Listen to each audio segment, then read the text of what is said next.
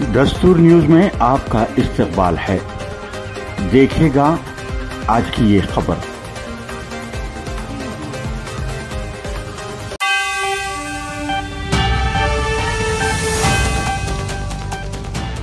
BC तबका के साथ नाइंसाफी पर बीजेपी को अखलाकी जिम्मेदारी कबूल करनी चाहिए।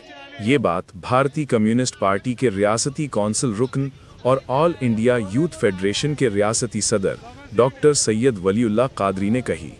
रियासत गिर सतह पर बीसी संगठनों की जानिब से दिए गए बंद को मुकम्मल कामयाबी मिली। सीपीआई, कांग्रेस और बीसी संगठनों की क़यादत में मुख्तलिफ मकामात पर एहतजाजी मुजाहरे किए गए। हनमकुंडा चौराहे पर मुनक्किमा रास्ता रोको प्रोग्राम में मुख्तलिफ सियासी जमातों और तंजीमों के कायदीन ने शिरकत की। डॉक्टर वलीउल्लाह कादरी ने इस मौके पर कहा कि पसमानदा तबकात पर होने वाली नाइंसाफ़ी के खिलाफ अवाम को मुत्तहिद होकर जिद्दोजहद करनी होगी। उन्होंने इल्ज़ाम लगाया कि हुकूमत की बेहिसी और बीजेपी की पॉलिसियों के नतीजे में बीसी तबका के हुकूक बुरी तरह मुतासर हो रहे हैं।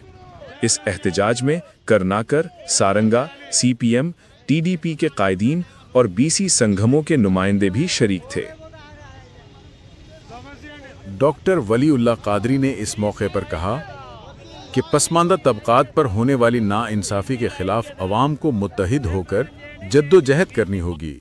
उन्होंने कहा कि आज हनमकुंडा चौरास्ते पर भी बड़े पैमाने पर लेफ्ट और अपोजिशन पार्टीज की जानिब से रास्ता रोको किया गया और इस रास्ता रोको के जरिए हमने केंद्र की सरकार से डिमांड किया है कि केंद्र की सरकार फौरन तेलंगाना के अंदर जो 9th जियो दिया है उसको मद्देनजर रखते हुए फौरन तेलंगाना के अंदर 42 रिजर्वेशन देने के लिए पार्लियामेंट के अंदर अमेंडमेंट करें। अब तक ही सुप्रीम कोर्ट ने भी इसके खिलाफ स्टे दिया है और हाई कोर्ट ने भी इसके खिलाफ स्टे दिया है। ये बीसीओं के साथ नाइंसाफी है। इसके लिए कि आप इस वक्त ये ज़रूरत है कि बीजेपी की एनडीए की सरकार फौरन इस पर तवज्जो देते हुए 42% रिजर्वेशन को अमल करने के लिए पार्लियामेंट के अंदर 9th शेड्यूल के अंदर अमेंडमेंट करने की ज़रूरत है।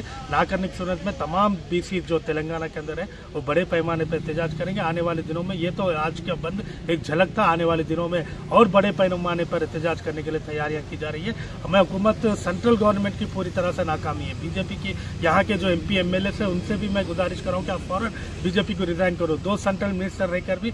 मजीद खबरों के लिए देखते रहें दस्तूरन्यूज़.com।